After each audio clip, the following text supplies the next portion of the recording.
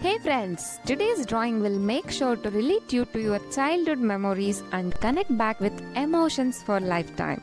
I will be unraveling the secret emotion of every Indian father. This video shall become very interesting, so don't skip until you get the secret from this video. Let's begin with the story for the ultimate secret of every father. Somewhere in a small fictional village, a young daughter and her father shared an extraordinary bond. She always considered him to be a hero who could keep her safe from any harm.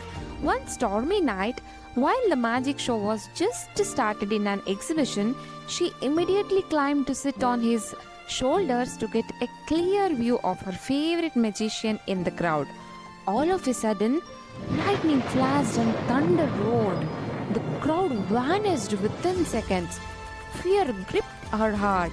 She immediately closed her eyes, instilling fear. Her father did not speak anything, but held her close. This was enough for her comfort and to ease her worries. That very moment, she understood that her father's love was a steadfast shield against life's biggest windy storm. She felt that she was with 1,000 brave and powerful warriors along. That's the secret and power of a father's love, a daughter's comfort, a promise that would endure forever.